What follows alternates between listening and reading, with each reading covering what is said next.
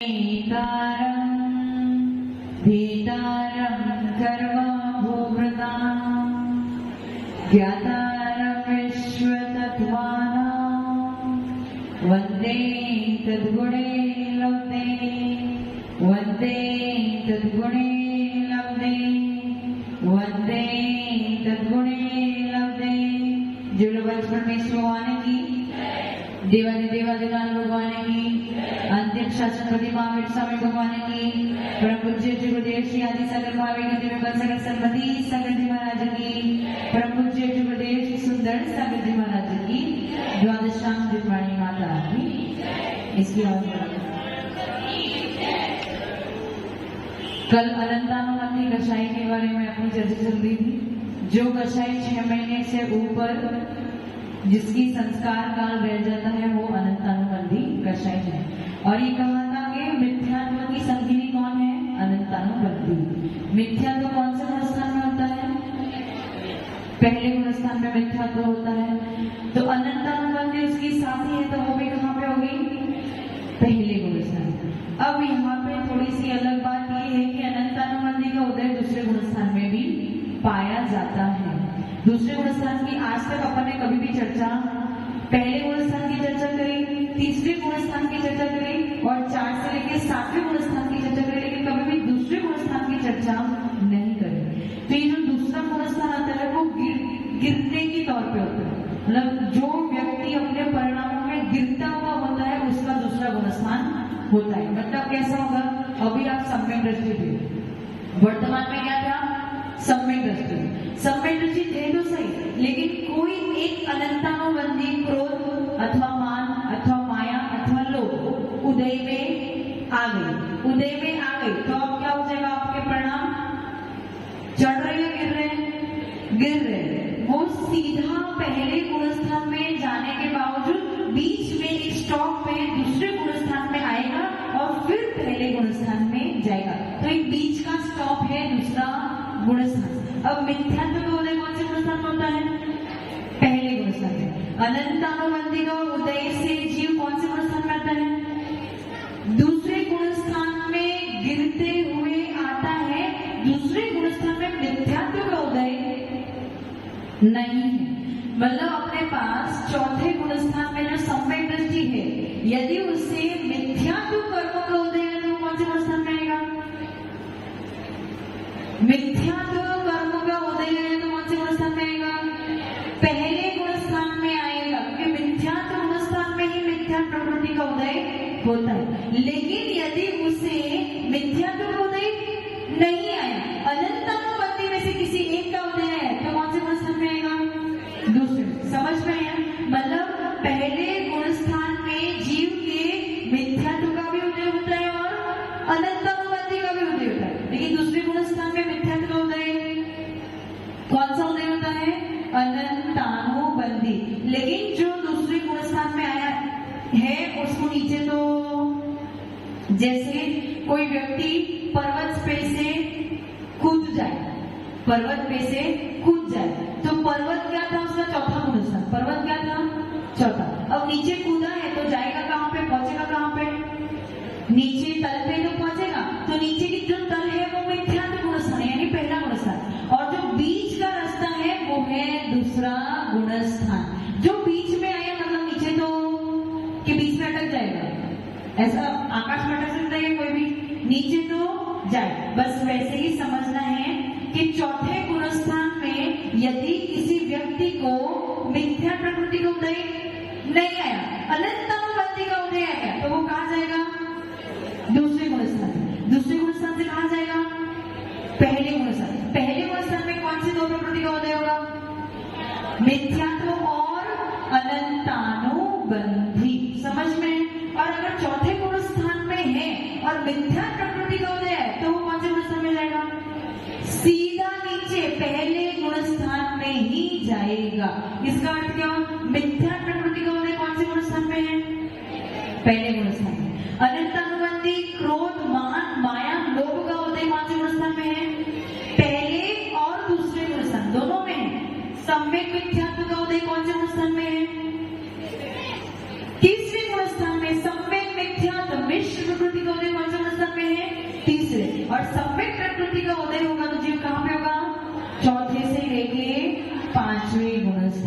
7वें गुण स्थान में। समझ में है कि नहीं आया? एक और बार रिपीट करूं क्या? एक और आपको समझ में है? वहां पे अमित जी, अपने पास अनंत संसार को बांधने वाली दो प्रकृतियां, अनंत संसार को बांधने वाली दो प्रकृति। पहली प्रकृति कौन सी है? दर्शन मोहिनी की मिथ्या प्रकृति। और दूसरी प्रकृति कौन सी है? चारित्र मोहिनी की अनंतानुबंधी। मिथ्या प्रकृति का उदय कौन से गुण स्थान में होता है? अनंतानुबंधी का कौन से गुण स्थान में उदय होता है? पहले और दूसरे। अब जो सम्यक दृष्टि जीव है, जो सम्यक दृष्टि जीव है, उसके गिरने के 3 कारण हो सकते हैं। कितने कारण? 3। एक तो उसे मिथ्या का उदय आया। किसका उदय आया? तो जिसको मिथ्यात्व का उदय आया है वो कौन से गुण स्थान में जाएगा? सब पहले, सीधा पहले गुण स्थान में उतर जाएगा। जिसको मिथ्यात्व का उदय नहीं आया लेकिन अनंतानुबंधी का उदय आ गया तो वो कौन से गुण स्थान में उतरेगा? दूसरे गुण स्थान में जाएगा। और दूसरे गुण स्थान में आने के बाद उसके साथ क्या होगा? दूसरे से वो पहले में जाएगा ही जाएगा। उदाहरण क्या दिया था? कोई व्यक्ति पर्वत पे से कूदता है तो बीच में आकाश में लटक जाएगा क्या? पर्वत उसका सम्यक दृष्टि बना था, तल भाग उसका मिथ्या दृष्टि बना था। कूदा है तो जो बीच का रास्ता है वो उसका दूसरा गुण स्थान है। तो दूसरे गुण स्थान के बाद उसके पहले गुण स्थान में तो आना ही आना है। यदि सम्यक दृष्टि जीव को मिश्र प्रकृति का उदय आता है तो कौन से गुण स्थान में जाएगा? तीसरे गुण स्थान में। अब समझ में गया? तो अपने पास सम्यक दृष्टि भी 3 प्रकार की है। एक सम्यक दृष्टि है जिसको सीधा मिथ्या प्रकृति का उदय आ रहा है तो वो जाएगा सीधे पहले। और मिथ्या के साथ में कौन रहेगा? उसके साथ ही साथ में, क्योंकि उसकी साथीदार है वो उसके साथ में ही रहती है।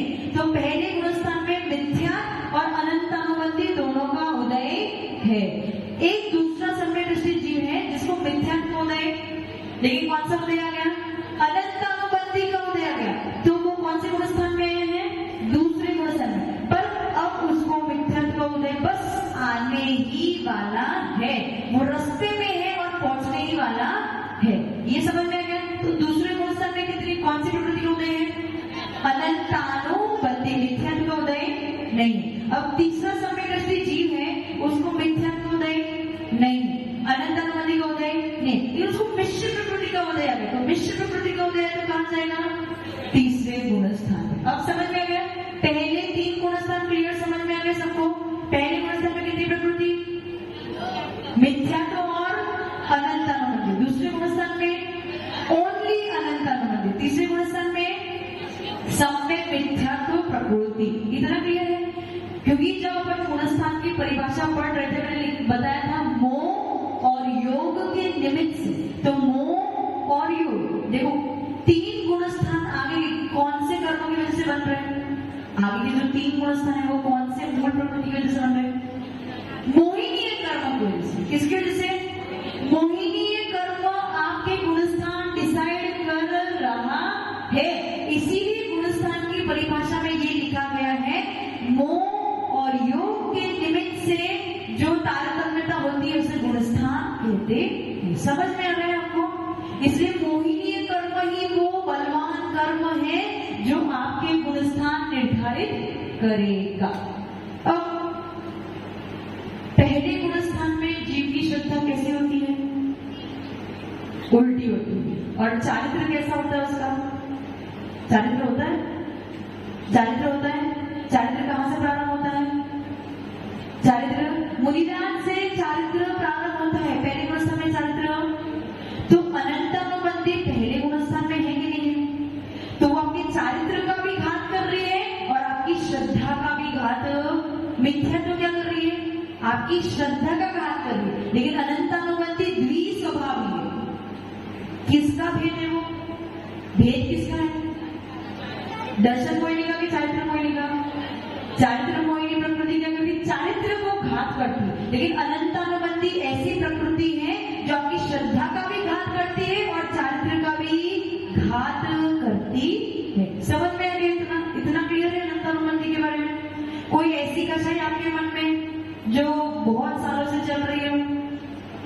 आज के दिन में कभी विचार किया आपने? अच्छा, आज के दिन में क्या कभी आपने ये सोचने की कोशिश करी मैं कब क्रोध कर रही हूँ, कब मान हो रहा है, कब माया हो रही है, कब लोभ हो रहा है? अमित जी, पकड़ा आपने कभी आपकी दिनचर्या में? नहीं, झूठ बोल रहा, मायाचारी कर रहे हो अभी। अच्छा बताओ कब पकड़ा था? कस्टमर आया था तो क्या किया था आपने उनके साथ? क्या किया था? इसकी टोपी उसके सर, तो क्रोध, हाँ क्रोध किया था। तो आपको याद आया कि मेरी कौन सी कसाई है? याद आया था उस समय? तो क्रोध थोड़ा सा उपशम हुआ कि नहीं हुआ? आपको अपनी कसायों को पकड़ना है हर समय हर पल। जब भी आपको लग रहा है कि आपकी कसाई बढ़ रही है, अच्छा मेरी कौन सी कसाई है? गुस्सा है तो क्रोध कसाई, मान के भाव, किसी ने सम्मान नहीं किया, किसी ने कुछ बोल दिया टेढ़ा मेढ़ा तो मान कसाई हो रही है। मायाचारी कर रही हूँ, कुछ टेढ़ा मेढ़ा काम छल कपट आदि कर रहे तो मायाचारी हो गया। लोभ ज्यादा कर रहे, लालच कर रहे तो लोभ कसाई। आपको अपनी दिनचर्या में आप कब कौन सी कसाई कर रहे हैं ये आपको पकड़ना है। यदि आप पकड़ना प्रारंभ कर दोगे तो ही आप अपनी कसाई को, तो आपको याद आएगा कि अच्छा वो माता जी ने बोला था कसाई को करना, तो फिर क्या करोगे? फिर अपने आप को मंद करोगे कि नहीं ये कसाई नहीं करनी। इसी प्रकार से आपकी कसाई टूटेगी। तो कसाई टूटने वाली अनंतानुबंधी कसाई कैसी होती है? एक बार गांठ बंध गई तो वो कभी भी टूटने वाली, कितनी भी कोशिश कर लो फिर भी वो टूटने वाली। तो ऐसी कसाई हमें नहीं करनी है। लवी जी कला बता रहे तो कोई तो है ऐसा, तो भाव परिवर्तन सामने वाला जाने दो आपकी तरफ से। अब कभी भी वो आपके पास आएगा सामने से तो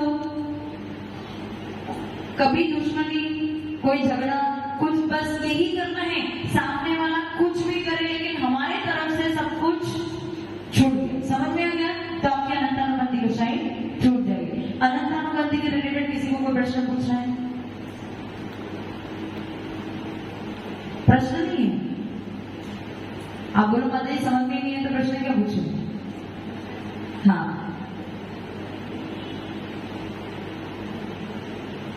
माइक जल्दी।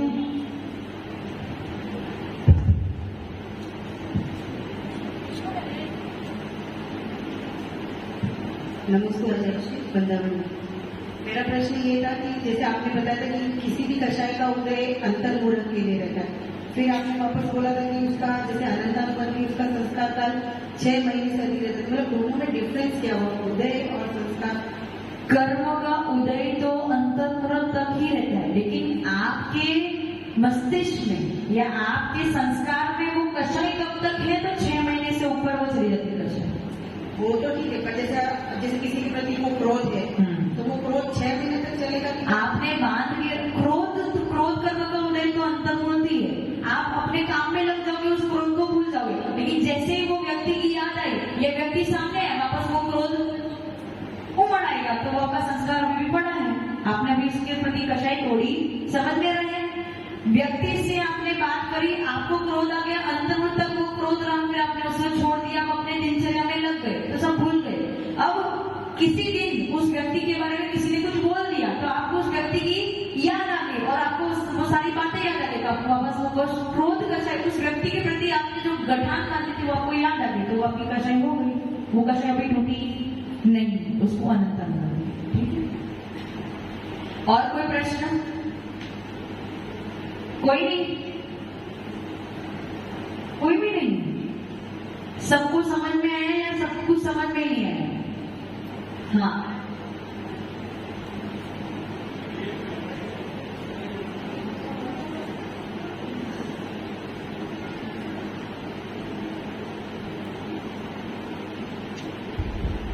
नमस्ते आचार्य श्री वंदना माता जी ये पूछना चाह रही थी, जैसे क्रोध से अनंतानुबंधी कर्म बनता है तो राग से भी बनता है क्या?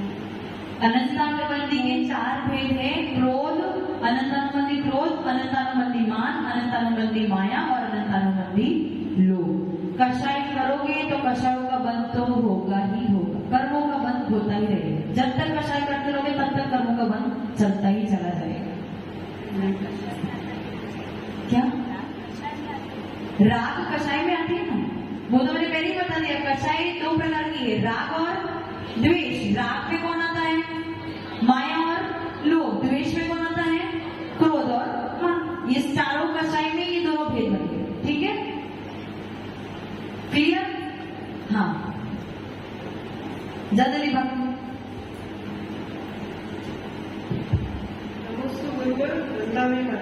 हमारे बिटिया का प्रश्न है कि अनंत बंध कषाय जो है वो ऐसा होता है कि कभी छूटे ही ना। हाँ, ऐसी होती है जो कभी छूटे ना, लेकिन यदि आप पुरुषार्थ करो तो उसे छोड़ भी सकते हो। ये सब लोग पहले गुणस्थान से, हम जितने भी लोग हैं सब पहले गुणस्थान में ही पढ़े थे। पहले गुणस्थान में अनंतानुबंधी कषाय थी, तो जिसने पुरुषार्थ किया उन गांठों को तोड़ा तो वो चौथे गुणस्थान में पहुंच गया, और जिसने पुरुषार्थ नहीं किया वो भी कहाँ पड़ा है? पहले गुण। पुरुषार्थ तो करना पड़ेगा ना, तो ही तो आगे बढ़ोगे। ठीक है, चलो हो गया। अब सेकेंड भेद है अप्रत्याख्यान। कौन सा भेद है? अप्रत्याख्यान। अ यानी किंचित, अ यानी किंचित, प्रत्याख्यान यानी त्याग अथवा संयम। अ यानी किंचित, प्रत्याख्यान यानी त्याग अथवा संयम। जो किंचित संयम को भी ग्रहण ना करने दे वो है अप्रत्याख्यान कषाय। जो किंचित संयम को भी ना ग्रहण करने दे वो है अप्रत्याख्यान कषाय।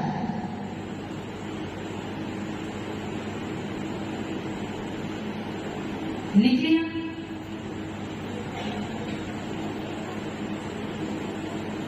जो किंचित संयम को भी ना ग्रहण करने दे उसे कहते हैं अप्रत्याख्यान कषाय। अनंतानुबंधी का संस्कार काल कितना था? 6 महीने से ऊपर अनंत काल तक। अब अप्रत्याख्यान का काल है 15 दिन से लेके 6 महीने के भीतर। 15 दिन से लेके 6 महीने के भीतर।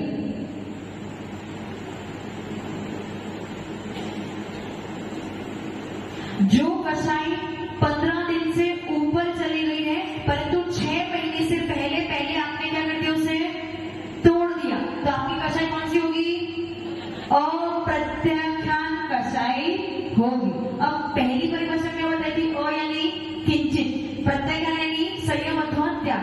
जो किंचित भी संयम को ग्रहण ना करने दे उसे अप्रत्याख्यान कषाय कहते हैं। साधु के पास किंचित संयम है या सकल संयम है? पूर्ण संयम है या थोड़ा थोड़ा संयम है?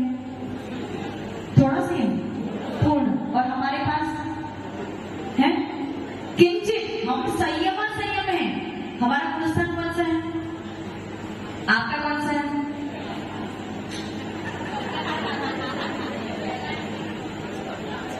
आपका गुणस्थान हो सकता है पहले से चौथा। ये चौथे गुणस्थान तक संयम बिल्कुल भी नहीं होता है। 5वें गुणस्थान में जो जीव होता है वो किंचित संयम को धारण करता है, अर्थात उसे संयमा संयम कहते हैं। जैसे हमने महाव्रत लिए हैं लेकिन हमारे पास एक परिग्रह है, तो ये हमारा क्या हो गया? संयमा संयम। शुल्लक शुल्लिका है तो उनके पास कटोरा आदि होता है, वो गाड़ी में बैठ सकते हैं, तो ये सब क्या हो गया? उनका संयम धारण तो किया है लेकिन किंचित संयम को धारण किया है। इस किंचित संयम को रोकने वाला कौन है? कौन है? अभी तो बताया, अप्रत्याख्यान कषाय। मतलब यदि कोई सम्यक दृष्टि बन गया, यदि मानो कि अमित जी सम्यक दृष्टि बन गए, कौन से गुणस्थान में आ गए आप? चौथे गुणस्थान में आ गए। लेकिन इस चौथे गुणस्थान से आगे आपको बढ़ने की इच्छा नहीं हो रही, तो उसके पीछे कारण है अप्रत्याख्यान कषाय। अप्रत्याख्यान कषाय की परिभाषा क्या है? जो किंचित भी संयम धारण करने के भाव ना बनने दे उसे अप्रत्याख्यान रहते हैं। तो अगर हमने संयम धारण किया है तो हमने कौन सी कषाय को तोड़ा? हमने कौन सी कषाय को तोड़ा? दो कषायों को तोड़ा, अनंतानुबंधी को भी तोड़ा और अप्रत्यज्ञान को भी तोड़ा। अगर आप चौथे गुण स्थान में आ गए तो आपने कौन सी कषाय को तोड़ा? अनंतानुबंधी कषाय को तोड़ा, लेकिन अभी अप्रत्यज्ञान को नहीं तोड़ पाए। समझ में आ रहा है मैं क्या कह रही हूँ? और अगर पहले गुण स्थान में है तो कौन सी कषाय को तोड़ा? पहले गुण स्थान में कौन सी कषाय को तोड़ा? एक भी कषाय को आपने अभी छोड़ा नहीं है। क्लियर? कुछ समझ में आ रहा है मैं क्या कहना चाह रही हूँ? नहीं समझ में रहे? क्या समझ में नहीं आ रहा है? वो तो आप इतने दिन बाद आओगे तो कहां से समझ में आएगा? अप्रत्यज्ञान कषाय की परिभाषा जो मैंने अभी बताई है उसका अर्थ क्या बताया था? अ यानी किंचित, प्रत्यज्ञान यानी संयम। जो किंचित संयम को भी धारण करने के भाव ना बनने दे उसे कहते हैं अप्रत्यज्ञान कषाय। जैसे पंकज जी के पास अब घर पे कुछ काम शेष है क्यों? पंकज जी आपकी बात कर रही हूँ, घर पे कोई काम बाकी है? बेटों की शादी हो गई, बेटों के बच्चे भी हो गए, कोई काम नहीं है, लेकिन घर छूट रहा है। छोड़ने के भाव है लेकिन छूट ये फाइनल है, वो चतुर्थ गुण स्थान बढ़ती है। सम्यक दृष्टि, इतने इसमें कोई डाउट आपका मुझे नहीं पता, लेकिन पंकज जी कौन से गुण स्थान के हैं? चौथे। ये अनंतानुबंधी छोड़ चुके हैं और मिथ्यात्व भी उनके जहन में बिल्कुल भी नहीं है। सम्यक दृष्टि है, लेकिन सम्यक दृष्टि से आगे यहाँ पे क्यों नहीं आ पा रहे हैं? क्यों नहीं आ पा रहे हैं? अरे अभी अभी जो मैंने बताया उसकी अपेक्षा बताओ, कौन सी कषाय की वजह से? अप्रत्यज्ञान कषाय। किसके प्रति? किसके प्रति है? पंकज जी बताना कौन सा काम शेष है? केवल एक काम शेष है। आप भी जानते हैं, हम भी जानते हैं, वो एक काम को लेके जो गांठ बंदी है वो जिस दिन टूट जाएगी, पंकज जी कौन से गुण स्थान में आ जाएंगे? कौन से गुण स्थान में आ जाएंगे? पांचवें गुण स्थान में क्या धारण कर लेंगे? संयम को धारण कर लेंगे। अब समझ में आया मैं क्या कहना चाह रही हूँ? तो वो कषाय उनको रोक रही है कि वो उनको आगे, और आप यदि पहले गुण स्थान में हैं तो आपको अनंतानुबंधी रोक रही है कि वो आपको आगे बढ़ने। किसके प्रति गांठ बांधी आपने? किसके प्रति? अनंतानुबंधी गांठ आपने किसके प्रति बांधी है?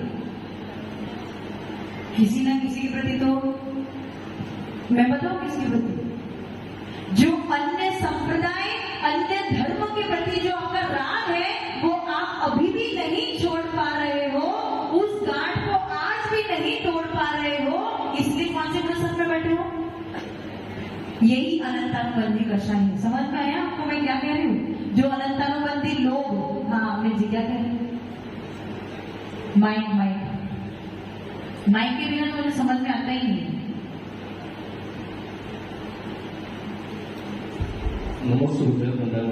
अनंत संप्रदाय को छोड़ दिया है। जैसे अन्य संप्रदाय, जैसे अन्य संप्रदाय के प्रति जैसे राग आप कह रहे हैं, लेकिन वो तो है ही।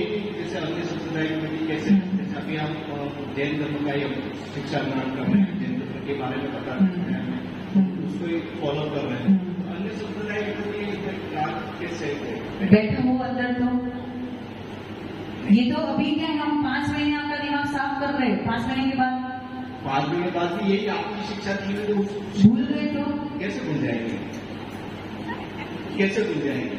आपको ऐसा लगता है? हमें तो लगता है भूल जाओगे। ऐसा तो नहीं लगता है, लेकिन आप अच्छा आप कौन से गुण स्थान में? तो फिर अभी पहले गुण स्थान छोड़ दिए, फिर आपने बोल रहे शिक्षा तो ग्रहण कर ली हमने। पहले गुण स्थान किस अपेक्षा से? मुझे आप ये बताओ, पहले गुण स्थान कौन सी अपेक्षा से हो? आप क्यों अपने आप को पहले गुण स्थान वर्ती कह रहे हैं? कुछ ना कुछ तो बैठा है ना,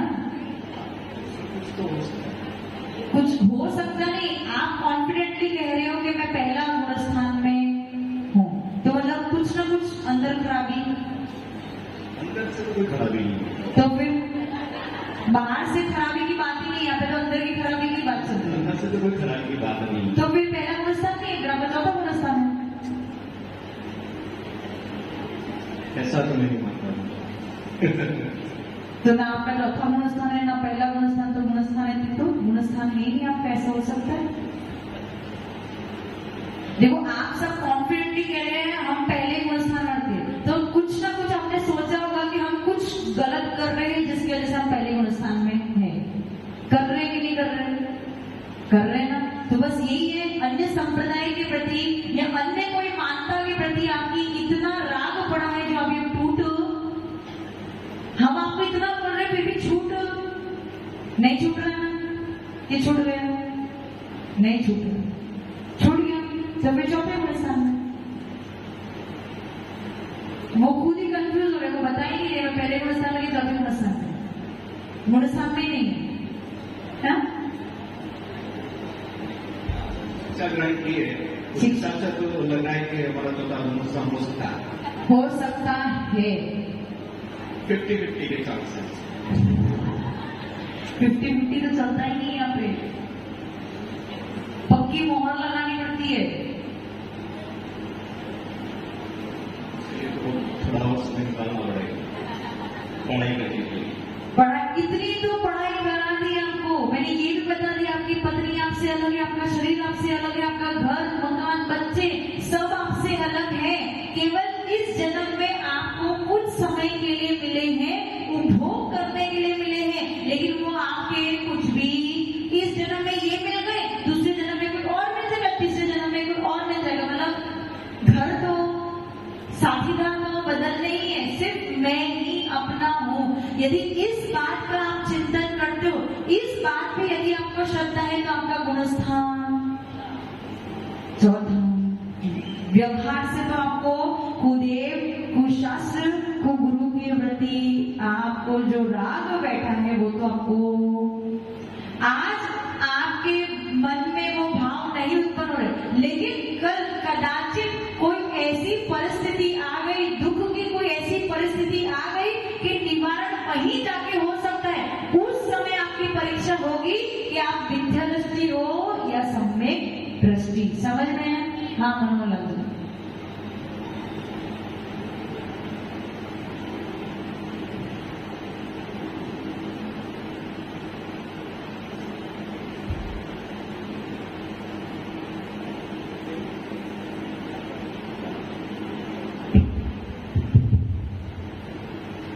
नमस्ते गुरुदेव, वंदना माता जी। मेरा एक प्रश्न है कि हम जैन धर्म का पालन करते हैं और हमें सत्य शास्त्र गुरु, सत्य गुरु और सत्य मतलब है वो भगवान को, देव शास्त्र, हाँ देव शास्त्र गुरु को ही हम मतलब है वो दर्शन करते हैं या नमन करते हैं। लेकिन एक प्रश्न मेरा यह है कि जब भी अन्य धर्म के लोग किसी प्रकार का कोई जुलूस निकल रहा है या कोई बात होती है, तो क्या उस जुलूस के अंदर हम जैसे बाहर निकल जाते हैं और देखते हैं, नमन तो नहीं करते लेकिन देखते हैं, तो क्या वो भी प्रदर्शित देखने में क्या गलत है? उसमें अपने भावना नहीं बनानी है हमें। आप समझे मैं क्या कह रही हूँ? देखने में कुछ गलत, उस दिन हमने रावण का प्रश्न पूछा तो भी मैंने बताया था, देखने में गलत नहीं, गलत किसमें? जो भाव हमारे अंतर में बन रहे हैं वो भाव वैसे नहीं बनने चाहिए। बाकी कुछ भी चल रहा है, देखने में क्या गड़बड़ है? केवल ज्ञानी जो है अरिहंत भगवान, उनको सब कुछ दिख रहा है। अभी आप खड़े वो भी दिख रहे हैं, वो बैठे वो भी दिख रहा है, इनके मन में क्या बात चल रही है वो भी दिख रहा है। तो दिख रहा है तो दिख रहा है, लेकिन वो अपने भाव वैसे नहीं बने। समझ गए? देखने में, लेकिन तकलीफ क्या है? हम आपको देखने के लिए भी इसीलिए मना कर रहे हैं कि हमें पता है कि आप कैसे हो, लड़खड़ा जाते हो, थोड़ी थोड़ी बात में लड़खड़ा जाते हैं, इसलिए हम कह रहे हैं कि अपनी आंखें बंद करो। बाकी हमें देखने में कोई गलत, हम विहार करके आते हैं, कौन से स्थान से होके आते हैं, कौन से स्थान से गुजर के आते हैं, हम भी सब कुछ देखते हैं, लेकिन हमें तो कुछ भी नहीं होता।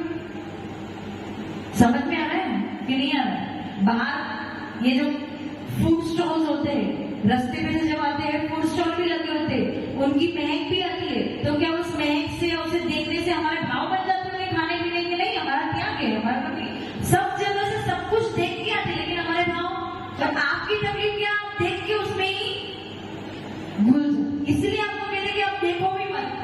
देखना भी समझ में है। हाँ, अनंतानुबंधी कषाय पूरी हो गई थी। अप्रत्याख्यान के बारे में बात चल रही थी। अनंतानुबंधी कषाय आपको मिथ्यात्व को छोड़ने, और अप्रत्याख्यान कषाय क्या करती है, आपको संयम को धारण करने नहीं देती है। अनंतानुबंधी की कषाय के गुणस्थान कौन से थे, पहला और दूसरा। अब अप्रत्याख्यान कषाय के गुणस्थान कौन से हैं, पांचवा तो वो होने देगा ही नहीं। पांचवा गुणस्थान करना है तो उसे छोड़ना पड़ेगा। तो उसका गुणस्थान कौन सा होगा, पहले से लेके चौथा गुणस्थान, पहले से लेके चौथा गुणस्थान। यानी अप्रत्याख्यान कषाय आपके सम्यक दर्शन को रोक, लेकिन किसको रोक रही है, संयम को रोक रही है, संयम को धारण नहीं करने दे रही है। पंकज जी का उदाहरण बताया ना मैंने, पंकज जी के पीछे वो भैया बैठे जो 16 व्रत कर रहे हैं, उनका नाम क्या है, बलवीर जी ना, उनके भी पूरे भाव है, फिर भी अभी थोड़े दिन रुक जाओ। तो रुक क्यों जाओ, कषाय कौन सी वाली, अप्रत्याख्यान कषाय ही उनको, जिस दिन उन्होंने उस अप्रत्याख्यान कषाय को तोड़ दिया तो क्या हो जाएगा, घर छूट जाएगा। कहां पे आ जाएंगे, समझ में आ रहा है मैं क्या कह रही हूँ, मनोहर लाल जी कौन से गुणस्थान में, मैंने आपको पहले भी बताया था कि मिथ्या दृष्टि बोलना यही सबसे बड़ी गाली है। क्या है, अपने आप को भी यदि आप मिथ्या दृष्टि बोल के खुश हो रहे हो और हंस रहे हो कि हाँ हम पहले गुणस्थान में है, तो इससे बड़ी गाली आपके लिए कोई नहीं हो सकती है। इससे बड़ा दुर्वचन आपके लिए कोई भी नहीं हो सकता है। इसलिए पहला गुणस्थान बोल के खुश, शर्म आनी चाहिए कि हाँ हम पहले गुणस्थान में बैठे हैं और इस गुणस्थान को छोड़ने का प्रयास हमें करना चाहिए। यदि कोई हमें पूछ रहे और हमें लगे कि हम पहले हमारी आंखें नीचे हो जाएगी कि हम पहले गुणस्थान में, शान से बोलना चाहिए नहीं हम चतुर्थ गुणस्थान वर्ती है, हमने अनंतानुबंधी कषाय और मिथ्यात्व का अच्छी तरीके से पूर्ण रूप से त्याग किया है। उस दिन हंसना, खिलखिलाना, मिथ्यात्व को बोल के कभी भी हंसना शर्म आनी चाहिए। समझ में आ रहा है मैं क्या कह रही हूँ, हंसने की बात नहीं है। अमित जी अब पूछूंगी नहीं कभी कि आपका कौन सा गुणस्थान, क्योंकि आपको आदत पड़ गई है हमारा पहला गुणस्थान और पहला गुणस्थान पढ़ के फिर हंसते भी हो। इतना पढ़ाने के बाद हमारा तो लक्ष्य ये होना चाहिए किस दिन मेरी अनंतानुबंधी कषाय और मिथ्यात्व छूट जाए। एटलीस्ट पहले गुणस्थान से चौथे गुणस्थान में तो आ जाओ। ये नहीं कह रहे कि संयम को धारण कर लो, लेकिन एटलीस्ट पहला गुणस्थान छोड़ के चतुर्थ गुणस्थान में तो आ जाओ। इतना तो कर सकते हो कि नहीं, ये तो आपके हाथ में, श्रावक के हाथ में। घर बैठे बैठे भी आप अनंतानुबंधी और मिथ्यात्व को छोड़ सकते हो। एक बार देखो, संयमी जो संयम है या साधु है वो सब तो देवगति में जाने ही है, लेकिन यदि आप सम्यक दृष्टि भी बन जाओगे ना, चतुर्थ गुणस्थान संयम धारण नहीं करोगे, लेकिन फिर भी कहां जाओगे, देवगति में ही जाओ। तो आप भी देवगति में जाएंगे, हम भी देवगति में जाएंगे, साधु भी, बस ऊपर लेवल थोड़ा सा ऊपर नीचे होगा, लेकिन देवगति तो जाओगे। तिर्यंच या नरक में तो समझ में आ रहा है मैं क्या कह रही हूँ। इसलिए पहला गुणस्थान नहीं चाहिए, चौथा गुणस्थान चाहिए। और बलबीर जी कौन सा गुणस्थान चाहिए आपको, आपको चौथे से सातवें में जाना है, मुनि पद को धारण करना है और तीनों ही कषायों को तोड़ना है। आपका ये लक्ष्य देखो, सबको नहीं बोला जाता, जिसमें वो काबिलियत होती है, जिसमें वो सामर्थ्य होती है, वो चेहरे अलग ही दिखते हैं, उन्हें ही कहा जा सकता है भैया तू ये पद को ग्रहण। इन सबको मैं नहीं कह सकती, मुझे पता है कि इनसे मिथ्या तो गुणस्थान ही नहीं छूट रहा है, तो पांचवा छठा सातवां तो बहुत दूर की बात है। लेकिन बलबीर जी हो गए, ये हमारे कौन हो गए? पंकज जी हुए। उनमें वो सामर्थ्य है कि उनका जो घर के प्रति या परिवार के प्रति जो अप्रत्यक्ष कसाई बैठी है उसे तोड़ दे, क्योंकि ऐसा नहीं है कि आपके बिना कोई काम, जो जाना है वो चला जाएगा, जो आना है वो आ जाएगा, आपके होने ना होने से कोई फर्क। पंकज जी समझ में आ गया ना? ठीक है। अनंतानुबंधी और दूसरी कौन सी है? कुछ कह रहे हो विजेता जी? कुछ कह रही है? अंतराय नहीं करना बिल्कुल भी। जो जा रहा हो आगे उसे खुशी खुशी भेजना, कभी भी अंतराय नहीं। यदि आज आप अंतराय डालोगे उनके आगे बढ़ने के पीछे, तो जब आपको आगे बढ़ने की इच्छा होगी तो आपके भी रास्ते में अंतराय आएगी। समझ में आ गया? अनंतानुबंधी अप्रत्ययन के बारे में कल और बताऊंगी। आज के इतना काफी। एक बार सरस्वती माता के चरणों में वंदन करते हैं, नमन करते हैं इस भावना के साथ कि अगली बार जब आपको कोई मिथ्या दृष्टि कहे या अगली बार जब आपको गुणस्थान पूछे और आप बोलो मिथ्यात्व, तो आपकी आंखों में थोड़ी सी शर्म आ जाए और ये भाव आए कि हाँ अब मुझे सम्य दृष्टि बनना है। इसी भावना के साथ में सरस्वती माता के चरणों में वंदन करते हैं, नमन करते हैं। ओम ह्रीं वाग्वादिनी द्वादशांगिनी हंसिकामिनी वीरवादिनी शृण्वन्तिका सारवताय सरस्वतीभ्यो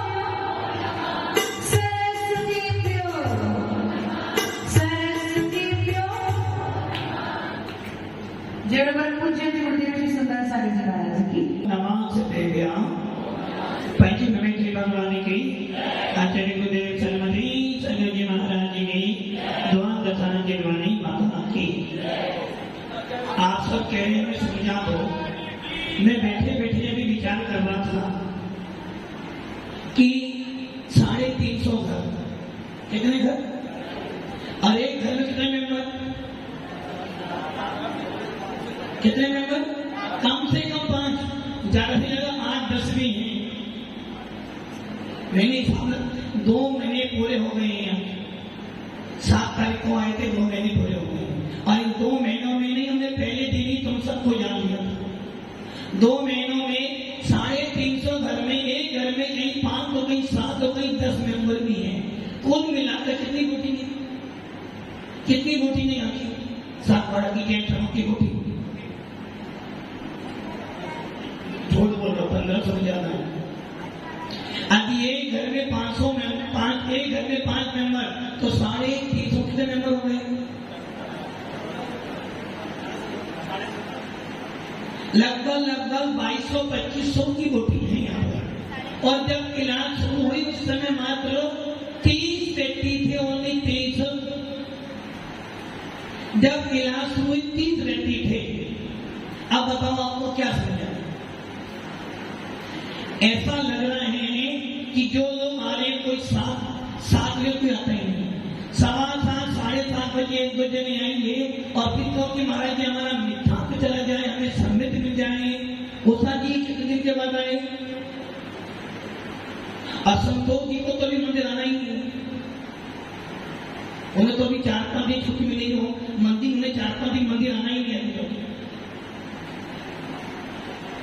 मतलब कि आप ये सोच लो, आप चर्चा कर लो मिथ्या की। और आज मैं बोलता हूँ, आज आपके परिवार में बच्चे हैं ना, सब क्या आज छुट्टी थी, गवर्नमेंट छुट्टी थी, फिर भी अपने बच्चों को आप, तो आप ये सोच लो, सबसे बड़ा मिथ्या यही तो पड़ा हुआ है कि हमारी रुचि कहां पर जा रही है? हमारी रुचि दुकान में है, हमारी रुचि बाहर घूमने में तो है, कि तुम्हारी रुचि ये नहीं कि हम बच्चों को लेकर। बहुत से लोग तो आज आ रहे होंगे, मक्की फोड़ने भी गए होंगे, मक्की देखने भी गए होंगे, और कौन कौन सी झांकियां कहां लगाई है वो भी देखने गए होंगे। अब आप ये सोच लो, आप सब कह रहे नहीं मानता कि हमारे अंदर गड़बड़ी नहीं है, गड़बड़ी तो है अंदर। अमित भैया जी, अमित अब नाम भी तुम्हारा भूल रहे हैं। अब अभी आप कह रहे थे हमारे अंदर में गड़बड़ी नहीं है, फिर भी गुलिस्तान बोलूंगी। चेहरे पे स्माइल तो आई नहीं। ये ध्यान रख लेना, यदि आप भीतरा शासन को छोड़कर, सच्चे देवता गुरु को छोड़कर अन्य किसी भी मंदिर में जाते हो, अन्य किसी भी मान्यता को मानते हो, भले वो धन के विषय में हो या घर के विषय में हो, तो समझना अभी आपके पास सबसे बड़ा शत्रु गरीब मिथ्या बैठा हुआ है। यदि आप जिन मंदिर में जाने के बाद भी, अपने नाम के पीछे जैन लिखने के बाद भी लालच से, लोभ से, डर से आदि अन्य मंदिरों में जाते हो या अन्य मंदिरों की मान्यता रखते हो, तो समझ लेना आपके अंदर गड़बड़ी नहीं, पहले बाहर गड़बड़ी है, और जिसका बाहर करा उसका अंदर गड़बड़ है ही है। शादी के कार्ड छपाते हो, सबसे पहले क्या बनाते हो? बनाया ना, तो समझ लेना यही गरीब मिथ्या है।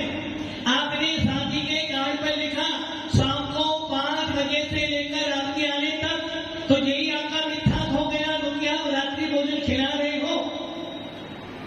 बड़े बड़े नगरों में कहा जा रहा है कि रात्रि भोजन नहीं कराएंगे, हम शादी दिन में करेंगे। अरे तुम्हारे गांव के दिन में होगी, वो बाहर करेगा। शादियों के अंदर इतना खर्चा करते हो। उषा जी, अरे उषा जी नहीं, सारी उषा जो बैठी यहाँ पर, नाम नहीं कही जाता मुझे बस। एक जान गए शादी करने जाते हो, आपके घर में बैंड वाला आता है। सुनील जी, एक बैंड वाला 3 दिन के लिए बुलाते हैं, कितने पैसे लेते हैं? झूठ मत बोलो, 3 लाख तो बैंड वाला लेता है, फिर ढोल वाला अलग से लेता है, और घोड़ी वाला अलग से लेता है। किंतु जब मंदिर जाते हो, मंदिर करने जाते हो, 1100 रुपए, 21 रुपए पेटी में जाते हो, बैंड वाले को 3-3 लाख रुपए देते हो। एक शादी का जोड़ा, एक शादी का जोड़ा कितने का आता है? मैं आपसे पूछूं, जोड़ा मिला ना? हाँ, रिपिंडी की मैडम, एक साड़ी का जोड़ा 5-5, 3-3 लाख रुपए का आता है। अब वो हमारे आपको कैसे मालूम? सारी बात वो ऐसे मालूम पड़ गई कि बांसवाड़ा में भैया है हमारा,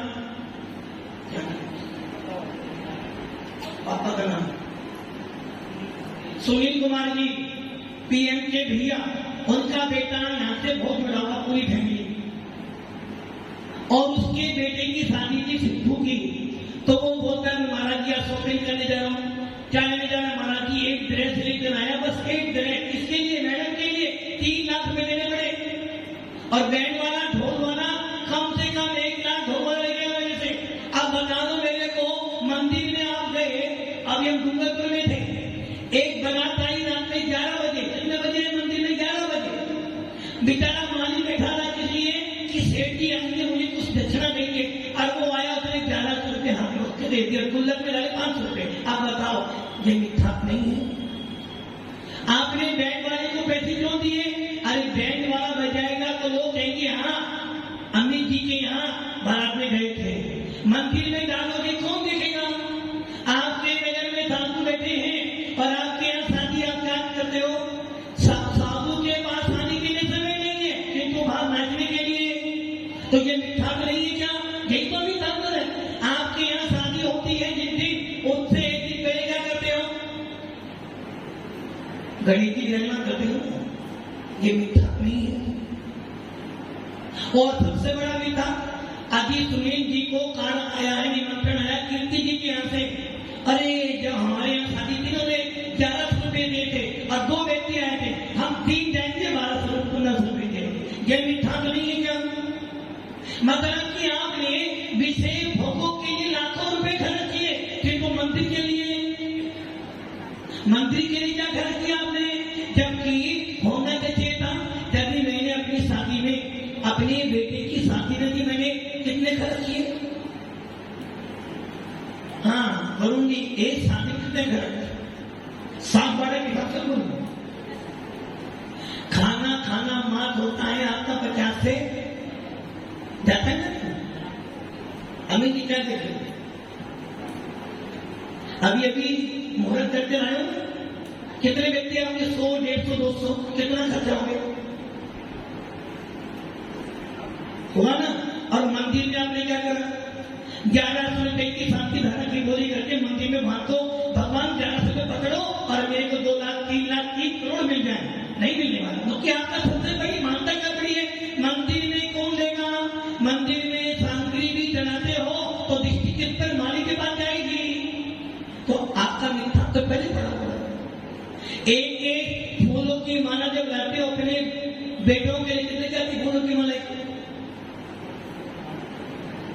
वरुण जी कितने की आती? 5 से 7, 500 रुपए की, 5-5 हजार की। और मंदिर में चढ़ा आपने, जबकि होना चाहिए था यदि मैंने शादी में 50 से 60 लाख खर्च किए तो कम से 5 लाख मंदिर के नाम करूं, ताकि लगे लोगों को कि मैंने शादी में कुछ खर्च किया है। आपने किसको बांटा? अभी नहीं बांटेंगे तो लोग क्या कहेंगे? अरे गए थे कुछ नहीं दिया हमें। अरे भैया भाई, ये प्रदर्शन छोड़कर जिन मंदिर में लगाओगे तो लोग कहेंगे हाँ इनकी यहाँ शादी थी बेटे की, से ये मकान बनाया था, ये मंदिर में सब भवन बनाया था, तो जीवन भर याद रहोगे। आज भी ऐसे लोग हैं शादी करते हैं भी शादी में खर्चा कर रहे हो ना, चलो 4 लाख रुपए हमारे तरफ से मंदिर में। कोरोना जब वो नोटबंदी हुई थी ना, नोटबंदी जब 100 रुपया खाना मंदिर में, ताकि हम बच जाए। तो ये दक्षिणा आपकी मानता खराब हो रही है। जब भाइये में मानता खराब है तो एक पंडित शादी कराने आता है, कितने पैसे की शादी? 1 दिन की शादी है। मान लो आपको विधान, हाँ उषा जी आपको विधान करवाना है घर पर, पंडित जी बुलाए आपने, कितने पैसे दोगे 1 दिन के विधान? जो वो मांगेगा दोगे ना, और वो ना मांगे तो दोगे ना? अच्छा दोगे। और एक त्यागी बच्ची आ जाए तो नहीं, गलत। एक विद्वान आता है तो उसको आप 1 दिन के विधान का 11,000 भी देते हो, और ज्यादा लेबर हो तो 51,000 भी देते हो। अरे भैया जी आ जाए तो इन्हें जरूरत क्या पड़ेगी? क्या हुआ? आपकी मानता क्या हो गई? एक त्यागी पति को देखकर तो आपके भाव क्या बन गए? नहीं इनको जरूरत नहीं है। और पंडित जी को, एक पंडित जी प्रतिष्ठा करवाने जाते हैं, कहां जा रहे हैं? कहां जा रहे हैं? प्रतिष्ठा कराने के लिए 11 लाख रुपए तक ले जाते हैं, और वही त्यागी व्यक्ति पहुंच जाए, इन्हें जरूरत क्या है? अरे भाई तो पंडित के पास तो पहले व्यापार चलना है ना। तो ये मानता गलत नहीं है आपकी। सबसे बड़ी मानता गलत हो रही कि आपको देव साफ गुरु त्यागी वस्तु के प्रति श्रद्धा नहीं है। आपकी श्रद्धा कहां जा रही है? दुकान, मान लो अमित जी या सुनील जी रास्ते से जा रहे थे मंदिर में, और आपने वहां पर हाथ नहीं, और थोड़ी दूर पे पहुंचे थे कि आपके बैग को किसी ने उड़ा लिया। बोलो आपने में भाग जाएंगे, देखा मंदिर मिला था ना, अब मान गए ना, अब वापिस चलते पहले को, बस यही तुम्हारा मृत्यु। यदि हमने दुकान खोली है और यदि हमने वो नहीं बनाया, समझे ना, आदि बाबा जी तुम्हारी वहां तो बनाना ही पड़ेगा, कुछ भी हो जाए महाराज, भले ही महाराज की सारी मूर्ति प्रतिनिधि तो महाराज। हम लोग कानपुर में गए, कानपुर, कौन सा कानपुर? तो यहाँ कानपुर नहीं गए, उदयपुर के बाद कानपुर, यूपी वाले कानपुर में अधिकतर समाज अग्रवाल या खंडेलवाल, और हर घर में वो व्यक्ति जो जहां लोग गए, हर घर में ऐसे व्यक्ति हैं जो 1 लाख रुपए की शांति धारा लेकर अभिषेक करते हैं। प्योर तेरा उसको अर्पण 1 लाख रुपए की शांति धारा करते हैं देकर, और वहां पे ड्यूटी बंदी है, हाँ तेरा नंबर, और बोली जब लगती है तो 1 लाख रुपए देते हैं। पैसा है तेरा, किनको घरों में जाओ तो क्या होगा? महाराज जी कहे छोड़ दो, नहीं महाराज जी आपको छोड़ सकते ही नहीं। चीनी नहीं छोड़ सकते, दीपावली में क्या करते हो? तो समझ लेना यही मिथ्यात्व है। और जब तक ये मिथ्यात्व नहीं जाएगा, आपका गुलिस्तान जबरदस्ती मांगे के छोटा बोल नहीं होने वाला। गुलिस्तान जबरदस्ती नहीं होता है, गुलिस्तान जबरदस्त होता है। गुलिस्तान जबरदस्ती, किंतु गुलिस्तान जबरदस्त होता है। अब आप ये सोच लो कि आपको सवेरे भी प्रवचन मिलता है, शाम को भी प्रवचन मिलता है, जबकि ये समय हमारा आपके लिए नहीं है, ये हमारे लिए। फिर भी आपके पास कि आपकी इच्छा नहीं है कि हम किसी गुरुओं के सानिध्य में कुछ सुने और पंडित जी आ जाए तो। अमित जी, एक कलेक्टर आने वाला 7 बजे घर पर आके, आप क्या करोगे? 2 घंटे हो नहीं, कलेक्टर तुम्हारे पास आ जाएगा नहीं आएगा? दैनिक जी तो आ जाएगा आपके पास, कहाँ जाओगे आप? एक मंत्री जी आए तो आपने पूरी क्लास छोड़ दी, थोड़ी लोग क्यों? तो मंत्री जी का मूल्य है, किंतु साधुओं का मूल्य है। वो सही सही है ना? सही तो है। प्रैक्टिकल तो नहीं होना था, और जब तक ये प्रैक्टिकल चलेगा तब तक मिथ्या छूटने वाला नहीं है। भले आप कितना ही दाम दे लेना। घर में जाना था, बेटा बीमार हो जाए तो सबसे पहले अपना धर्म छोड़ता है। ललित जी सही है ना? सही है ना? अभी मैडम फोन करते, होने वाली मैडम, कि ललित जी आप शॉपिंग करने जा रहा, समय कम हो जाए तो समय को करोगे ये वाला समय। तो ये समझ लेना, अभी आपकी मान्यताएं बहुत गलत है, और जब तक मान्यताएं गलत है तब तक आपका गुलिस्तान पहला ही रहेगा। मात्र 1 घंटे सवेरे आकर भगवान से राजी होने वाली नहीं। दिन भर में अभी मान लो यही क्लास दिन में चला 3 से 4 तो 3-4 लोग, एक पंकज जी आ जाएंगे, एक हमारे वो बलवीर जी आ जाएंगे, आगे आ जाएंगे, जिन्हें कोई काम ही नहीं है। घर से फिर घर वाले से मंदिर जाओ, मंदिर में बैठे रहो, और कोई और महिला में 2-4 महीने जाएंगे। एक ध्यान रख लेना, यही सबसे बड़ा मिथ्या है। और माता जी जबरदस्ती गुलिस्तान कौन सा आपको? जबरदस्ती गुलिस्तान नहीं हो सकता है। अभी आपके, जब आपका यही नियम नहीं है, आप सब जानते हो कि रात्रि में खाना जेलों का आचरण नहीं है, फिर भी रात में महाराज जी अन्न का त्याग कर तो दिया हमने। अरे अन्न का त्याग कर दिया, क्या खा रहे हो? अमित जी रात्रि में त्याग है, जीवन भर का त्याग है। अमित जी क्या जबरदस्ती मत बोलो। हाँ, रात्रि भोजन त्याग है, जीवन भर का त्याग है। कीर्ति जी, रात्रि भोजन जीवन भर त्याग है, पक्का? पक्का ना? उमंग भैया जी, तुम्हारे गांव के व्यक्ति से पूछा, रात्रि भोजन जीवन भर त्याग है ना? चारों प्रकार के हटने का त्याग है ना?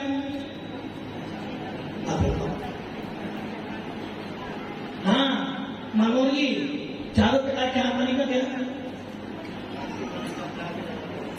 आप बता दें, इतनी उम्र में भी आप नहीं जाकर पर सबसे बड़ा मिथ्या यही है। हम जान रहे हैं कि रात्रि भोजन त्याग करना हमारे कुल की शान है। आप तो शानी है ना आपको, तो ये समझे ना, जब तक ये बातें नहीं जाएंगी मिथ्या करने वाला।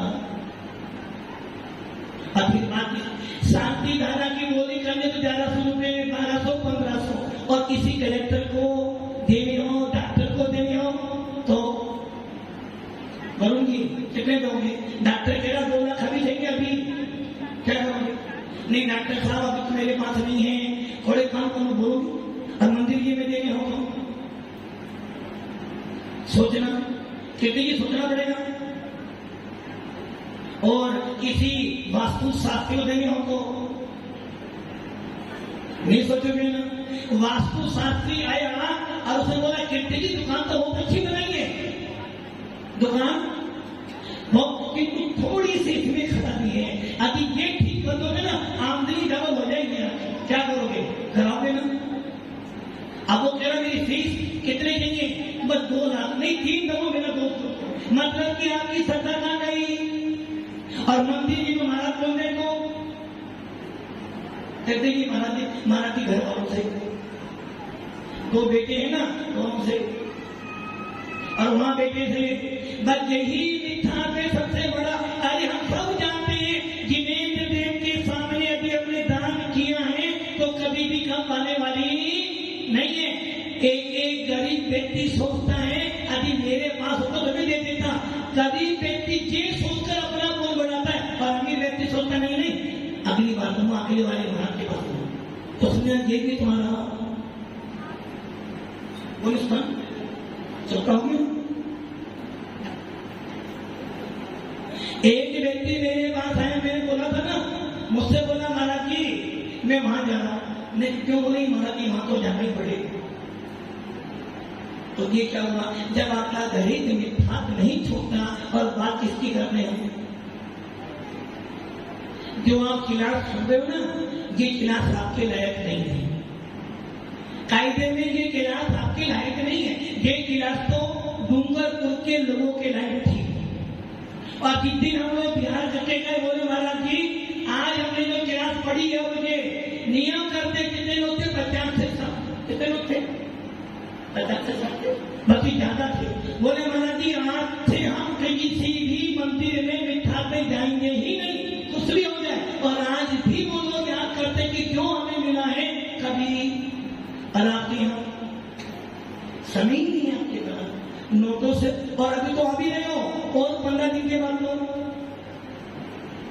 भागो पूरे होने नहीं जब तुम्हारा पूरा तुम्हारा। तो इसलिए मिथ्या को छोड़ने के लिए अभी बहुत भारी नहीं है, चाहो तो आज छोड़ दो, किंतु अंदर की आत्मा पहले लगाई दे तब छूटे मिथ्या। ओम नमः।